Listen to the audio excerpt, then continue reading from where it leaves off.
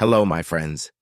Today, I want to tell you the incredible story of Cleopatra, the last queen of ancient Egypt.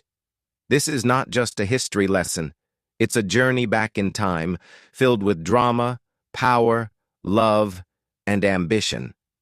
Cleopatra was one of the most famous women in history, and her life is like an exciting movie. So sit back, relax, and enjoy this amazing story. Perfect for your English practice, and I promise you will love every moment of it. Chapter 1. Cleopatra's Early Life. Over 2,000 years ago, in 69 BCE, a baby girl was born in Alexandria, Egypt. This baby's name was Cleopatra VII, and she would grow up to become a queen like no other. But before she ruled, she was just a little girl with big dreams. Cleopatra was born into a royal family called the Ptolemaic dynasty. This family had ruled Egypt for many years, but they were not originally from Egypt. They came from Greece.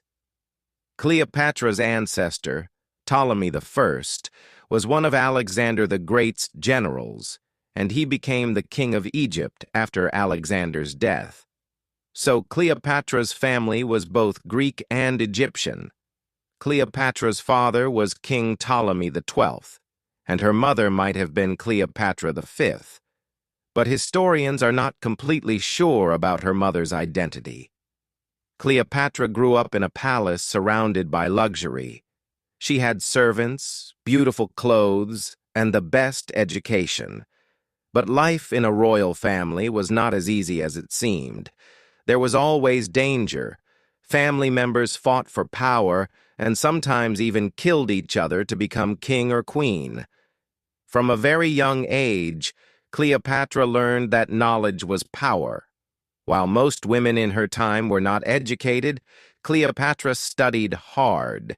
She learned many languages, including Greek, Latin, Egyptian, and even Hebrew. It is said that she could speak at least 7 languages fluently. This was rare and made her very special. Cleopatra was also curious about everything. She studied science, math, literature, and politics. She wanted to be more than just a queen who wore a crown. She wanted to be a wise and powerful ruler. But she had another secret weapon: charm. Cleopatra was not only intelligent, she was also very confident. People said she had a beautiful voice that could capture anyone's heart. But her childhood was not all happy. Her father, King Ptolemy XII, was not a strong ruler. Many people in Egypt did not like him because they thought he was weak and spent too much money. Sometimes Cleopatra's family had to leave Egypt to stay safe. Cleopatra learned at a young age that being a ruler meant facing many enemies. When Cleopatra was around 14 years old, her life changed forever. Her mother disappeared. Some say she died, while others believe she was killed. Cleopatra's father became very sick, and soon Cleopatra would have to fight for the throne. She was still a teenager, but she was already preparing to become queen. What made Cleopatra different from other rulers was her deep love for Egypt. Even though she was part of a Greek family, she respected Egyptian traditions. She was the first Ptolemaic ruler to learn the Egyptian language, and she even presented herself as the goddess Isis, a powerful figure in Egyptian mythology. By the time Cleopatra was a young woman, she was ready to rule.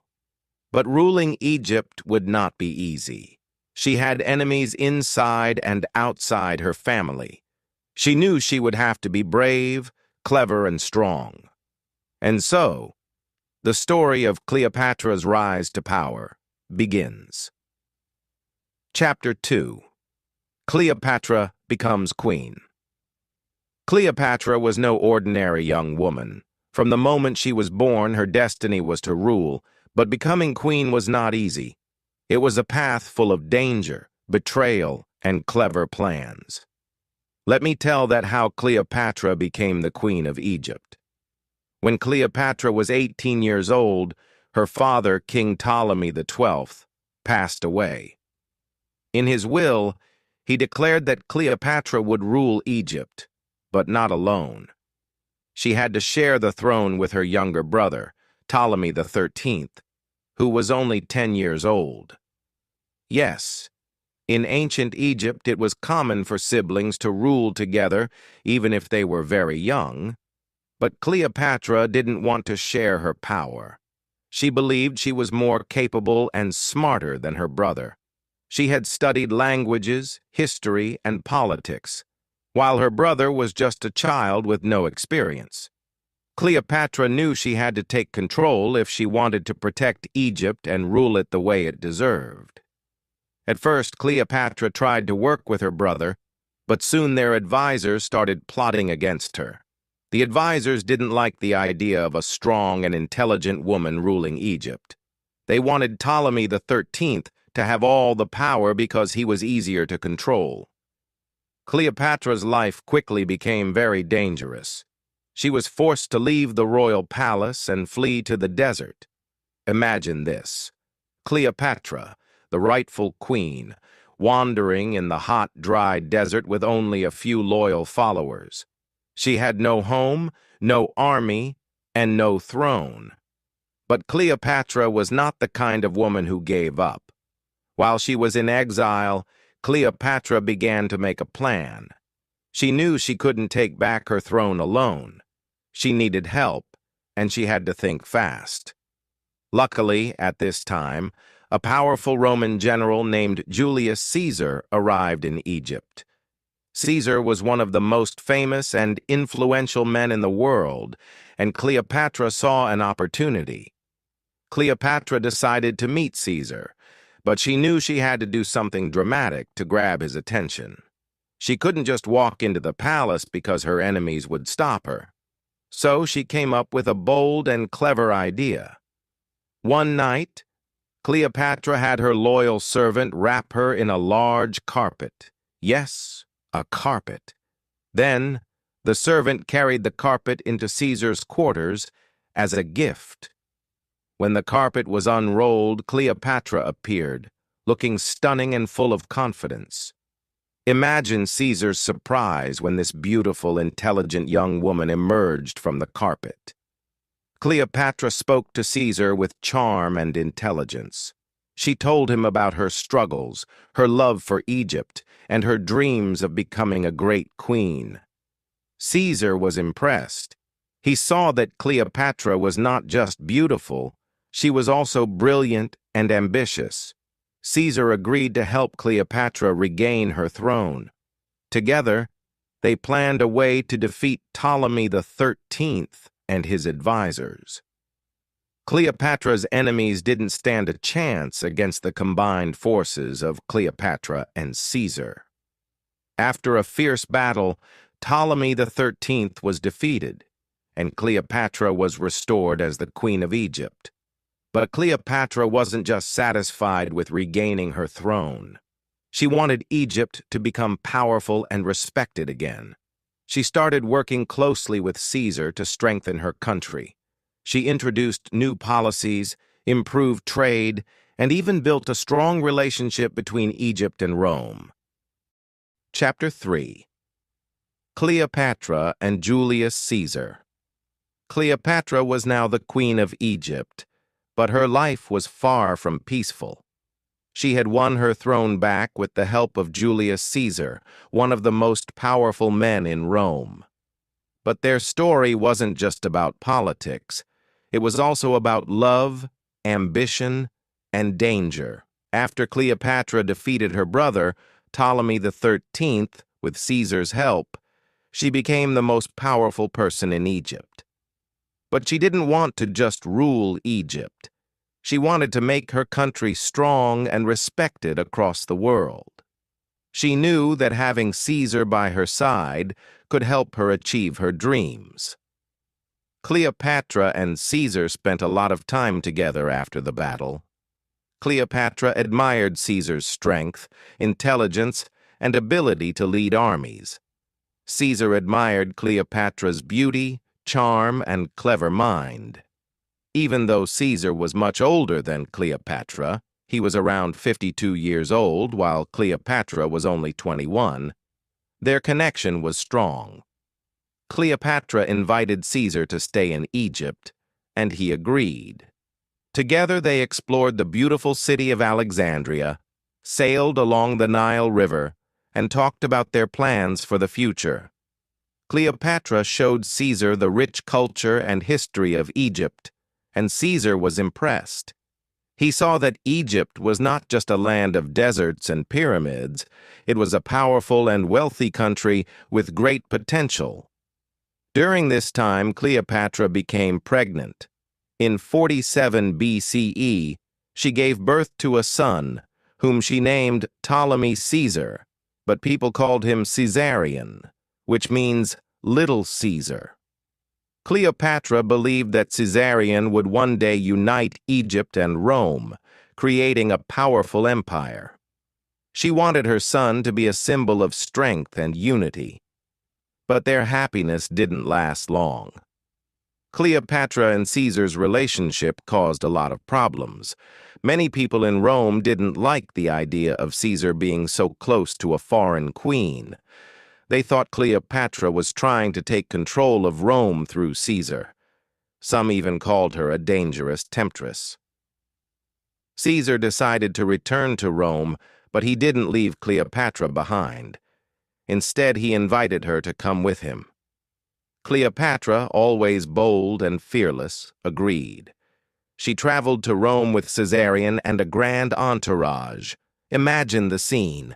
Cleopatra arriving in Rome with golden chariots, exotic animals, and beautiful Egyptian servants. She wanted to show the Romans the wealth and power of Egypt. In Rome, Cleopatra lived in a luxurious villa provided by Caesar. She attended banquets, met important Roman leaders, and even influenced Roman fashion with her Egyptian style. But not everyone welcomed her. Roman women were especially unhappy because Cleopatra was so different. She was confident, glamorous, and unafraid to stand out. While in Rome, Cleopatra witnessed Caesar's rise to power. He declared himself dictator for life, meaning he had complete control over Rome. Cleopatra hoped that this would strengthen their alliance, but trouble was brewing. Many Roman senators were unhappy with Caesar's growing power, and they started plotting against him. In 44 BCE, something terrible happened. Julius Caesar was assassinated by a group of senators who feared he was becoming too powerful. They stabbed him in the Roman Senate, and his death shocked the world. Cleopatra was devastated. She had lost her greatest ally and the father of her son. Cleopatra knew that her life was in danger. Without Caesar, she had no protection in Rome. Many people saw her as a threat, and she had to act quickly. She gathered her servants, her son, and all her treasures, and fled back to Egypt. Back in Egypt, Cleopatra was determined to stay strong. She mourned Caesar's death, but didn't let it stop her. She continued to rule Egypt with wisdom and courage. She strengthened her army, improved the economy, and prepared for whatever challenges would come next. Cleopatra also made sure to protect her son, Caesarion. She wanted him to grow up as a strong leader who could one day fulfill her dream of uniting Egypt and Rome. She taught him about politics, strategy, and the responsibilities of being a ruler. But Cleopatra knew that Egypt was still in a dangerous position. Rome was the most powerful empire in the world, and Egypt needed a strong ally. Cleopatra began to look for new ways to protect her country and her throne. This chapter of Cleopatra's life was filled with love, loss, and survival. She had faced one of the greatest tragedies of her life, but refused to give up. Chapter 4. Cleopatra and Mark Antony. Cleopatra's life took another exciting and dramatic turn after Julius Caesar's death. This chapter is about Cleopatra's meeting with Mark Antony, one of the most powerful leaders in Rome, and how their story became one of the most famous love stories in history. After Julius Caesar died, Rome was in chaos. Many powerful men were fighting to take control of the empire. Among them were Mark Antony, Octavian, Caesar's adopted son, and Lepidus. Together they formed the Second Triumvirate to rule Rome, but it was clear they didn't trust each other. Mark Antony was a brave soldier and a skilled leader. He was strong, handsome, and very confident. He was also charming, and people admired him. Mark Antony had heard about Cleopatra, the beautiful and intelligent queen of Egypt, but they had never met. At this time, Mark Antony wanted Egypt's support because Egypt was a rich and powerful country. Cleopatra, on the other hand, wanted to protect Egypt from Rome's growing power. She knew that building a strong alliance with Mark Antony could help her achieve that. One day, Mark Antony sent a message to Cleopatra. He wanted her to meet him in Tarsus, a city in modern-day Turkey, to discuss their alliance. Cleopatra knew this was her chance to impress Antony, and she planned something unforgettable. When Cleopatra arrived in Tarsus, she didn't just come as an ordinary queen. She made a grand entrance that would leave everyone speechless. Cleopatra sailed to Tarsus on a golden ship with silver oars and purple sails. She dressed as the goddess Aphrodite, the goddess of love and beauty, and surrounded herself with beautiful servants dressed as gods and goddesses. The air was filled with the sweet smell of perfumes and flowers. When Antony saw Cleopatra, he was amazed. He had never seen anyone like her. She was confident, intelligent, and beautiful. Cleopatra spoke to Antony with charm and wit, and he couldn't take his eyes off her.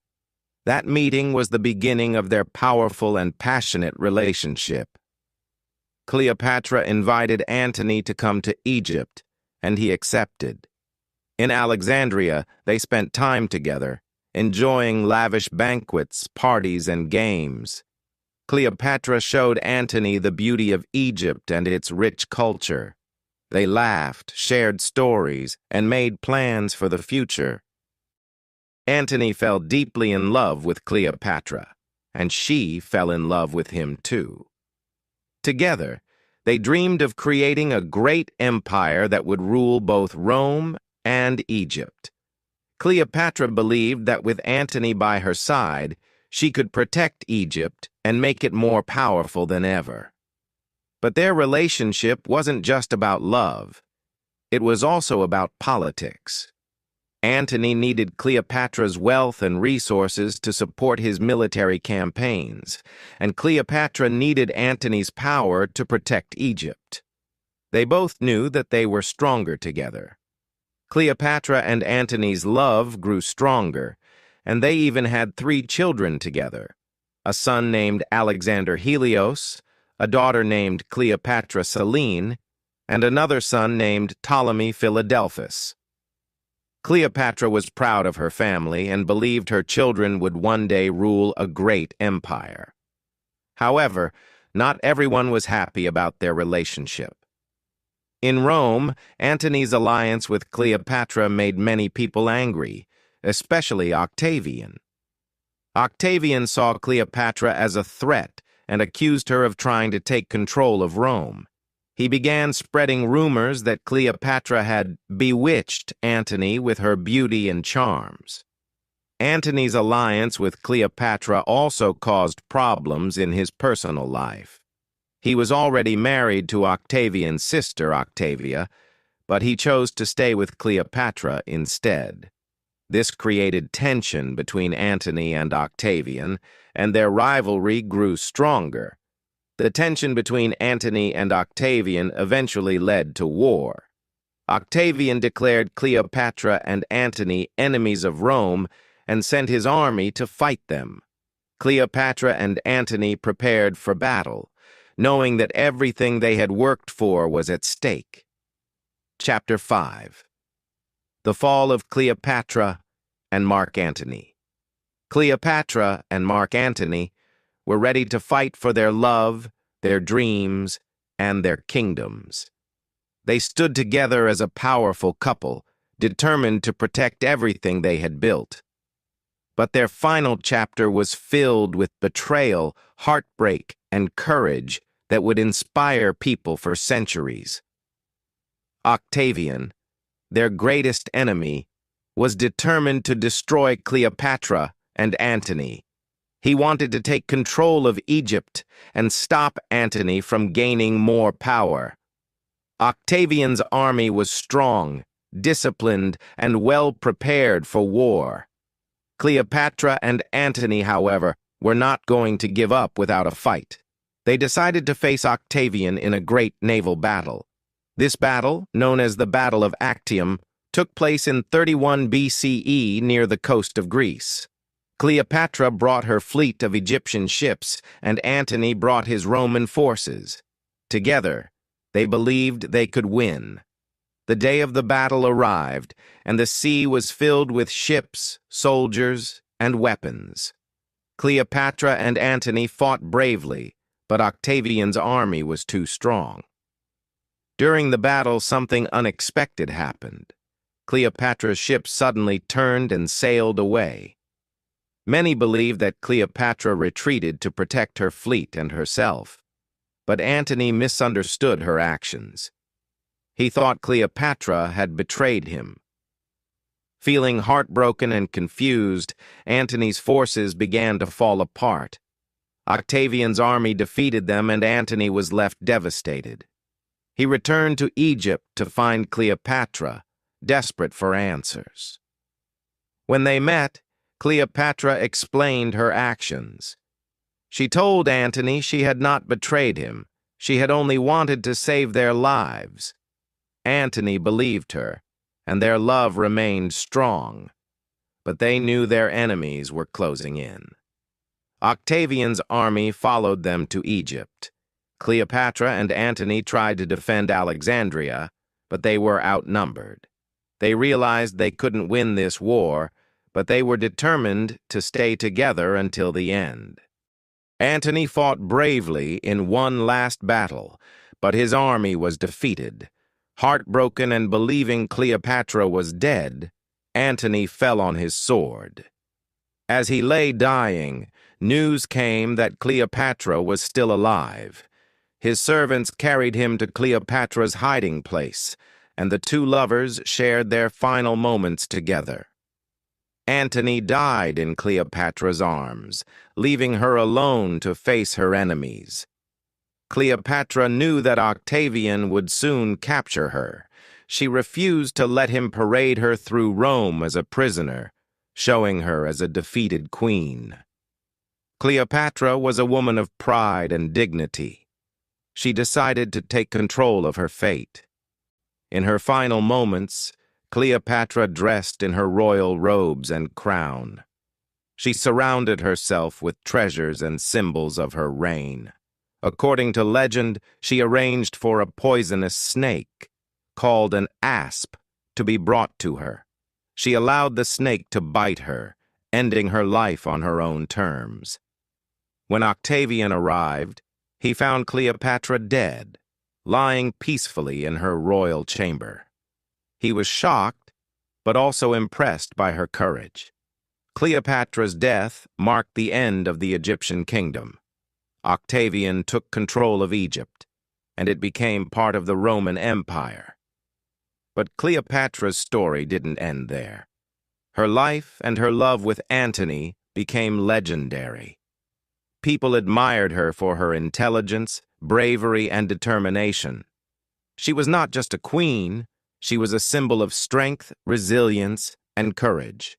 Cleopatra's story teaches us that even in the face of great challenges, we can stand strong and fight for what we believe in.